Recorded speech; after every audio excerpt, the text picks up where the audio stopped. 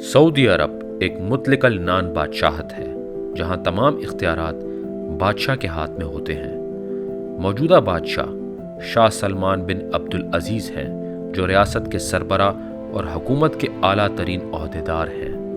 وہ نہ صرف سیاسی اور انتظامی معاملات کے نگران ہیں بلکہ مذہبی اعتبار سے بھی دو مقدس مساجد کے خادم کے طور پر ان کی حیثیت انتہائی محترم ہے۔ حکومت کے تمام اہم فیصلے شاہی فرمان کے تحت کیے جاتے ہیں اور ان پر عوامی یا پارلیمانی منظوری کی ضرورت نہیں ہوتی۔ وزراء کی کونسل کابینہ سعودی حکومت کا انتظامی بازو ہے جس کی سربراہی بادشاہ یا ولی عہد کرتے ہیں۔ کابینہ میں مختلف وزارتوں کے سربراہان شامل ہوتے ہیں جیسے داخلہ، خارجہ، توانائی، دفاع وغیرہ۔ ان وزیروں کا تقرر براہ راست بادشاہ کرتا ہے اور وہ شاہی احکامات کی روشنی میں پالیسی پر عمل درآمد کرتے ہیں۔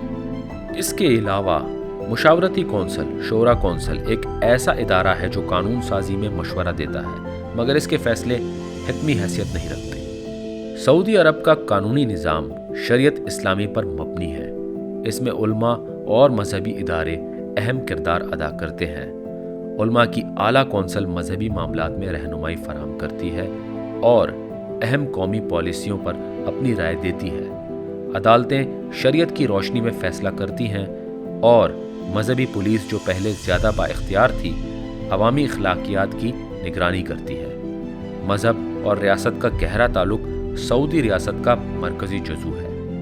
سعودی عرب میں بادشاہت روایتی انداز میں ایک نسل سے دوسری نسل کو منتقل ہوتی ہے اور زیادہ تر بادشاہت شاہ عبد العزیز کے بیٹوں کے درمیان گھومتی رہی ہے۔ اب یہ عمل اگلی نسل یعنی پوتوں اور نواسوں کی جانب منتقل ہو رہا ہے۔ ولی عہد کا تقرر بادشاہ کرتا ہے لیکن اس میں بیت کونسل کی رائے کو بھی اہمیت دی جاتی ہے۔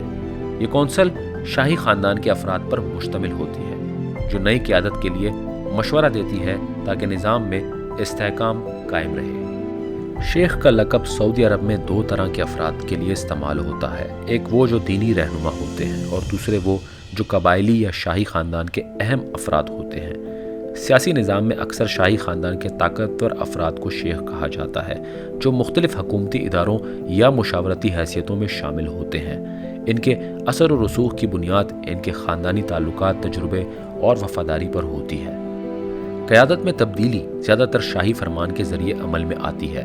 جب بادشاہ کسی کو معزول کرتا یا نئے ولی عہد کا تقرر کرتا ہے تو عوام کو صرف شاہی دیوان کے ذریعے اس کا علم ہوتا ہے۔ بعض اوقات قیادت کی تبدیلیاں بڑی سیاسی یا انتظامی اصلاحات کا حصہ ہوتی ہیں، جیسے کہ محمد بن سلمان کی بطور ولی عہد تقرری جو وسیع تر اصلاحاتی ایجنڈے کا نقطہ آغاز تھی۔ سعودی عرب کا سیاسی نظام مکمل طور پر بادشاہ کے زیر اختیار ہے، جہاں نہ تو کوئی سیاسی جماعتیں ہیں اور نہ ہی باقاعدہ پارلیمانی نظام۔ عوامی سطح پر سیاسی سرگرمیوں کی اجازت نہیں اور حکومت کے خلاف تنقید کو سختی سے دبایا جاتا ہے۔ تاہم کچھ بلدیاتی انتخابات موجود ہیں جن میں شہری ووٹ دے سکتے ہیں مگر ان کے اختیارات محدود ہوتے ہیں اور ان کا ملکی پالیسی پر کوئی اثر نہیں ہوتا۔ تمام قوانین اور ضوابط شریعت اسلامی کی روشنی میں تیار کیے جاتے ہیں اور عدالتیں بھی انہی اصولوں کے تحت فیصلے کرتی ہیں۔ مذہبی علماء کی مشاورت اکثر قانونی معاملات میں کلیدی حیثیت رکھتی ہے۔ اگرچہ حالیہ برسوں میں کچھ قوانین کو جدید دور کے مطابق ڈھالا گیا ہے مگر مذہبی اصولوں کو مکمل طور پر ختم نہیں کیا گیا بلکہ ان کی تشریح میں نرمی لائی گئی ہے۔ سعودی عرب کی ساخت مضبوط مرکزیت پر مبنی اور سخت نظام و ضبط کی حامل ہے۔ تمام حکومتی فیصلے اعلیٰ سطح پر ہوتے ہیں اور ان پر فوری عمل درآمد کیا جاتا ہے۔ عوامی رائے کو محدود دائرے میں ہی سنا جاتا ہے اور نظام میں اصلاحات بھی حکمران طبقہ خود متعارف کراتا ہے۔ یہ ماڈل اب بھی دنیا میں سب سے زیادہ مرکوز حکومتوں میں شمار ہوتا ہے۔ موجودہ ولی عہد محمد بن سلمان جنہیں MBS بھی کہا جاتا ہے سعودی عرب کے ممکنہ اگلے بادشاہ ہیں۔ وہ 1985 میں پیدا ہوئے اور شاہ سلمان کے بیٹے ہیں۔ 2017 میں انہیں ولی عہد مقرر کیا گیا جس کے بعد سے وہ ملکی پالیسی، خارجہ امور، دفاع اور اقتصادی منصوبہ بندی کے اہم ترین عہدوں پر فائز ہیں۔ انہوں نے ملک کو جدید خطوط پر استوار کرنے کا عزم ظاہر کیا ہے اور ویژن 2030 انہی کی قیادت میں ترتیب دیا گیا۔ محمد بن سلمان نے شاہی خاندان کے اندر بہت سے پرانے طاقتور شہزادوں کو کنارہ کش کر دیا ہے اور اپنی طاقت کو مرکزیت دی ہے۔ انہوں نے کرپشن کے خلاف مہمات چلائیں، معاشی شعبوں میں اصلاحات متعارف کرائیں اور نوجوان نسل کو مواقع فراہم کرنے کی کوشش کی۔ ان اقدامات سے وہ نہ صرف بادشاہت کے مضبوط امیدوار بن چکے ہیں بلکہ ملکی اور بین الاقوامی سطح پر ایک نئے سعودی عرب کی علامت بھی بن رہے ہیں۔ وید کونسل نے محمد بن سلمان کی ولی عہدی کی توثیق کی ہے اور شاہ سلمان کی صحت اور عمر کو مد نظر رکھتے ہوئے یہ قوی امکان ہے کہ آنے والے سالوں میں MBS سعودی عرب کے بادشاہ ہوں گے۔ اگرچہ ان کی پالیسیاں بعض اوقات متنازع رہی ہیں لیکن وہ سعودی قیادت کے مستقبل کی واضح علامت بن چکے ہیں۔ محمد بن سلمان کی قیادت میں سعودی عرب نے کئی اہم سماجی اور معاشی اصلاحات متعارف کروائی ہیں۔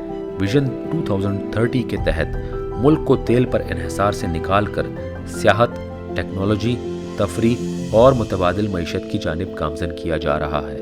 خواتین کو گاڑی چلانے کی اجازت، تفریحی مقامات کا قیام اور غیر ملکی سرمایہ کاری کی حوصلہ افزائی اس ویژن کے اہم اجزاء ہیں۔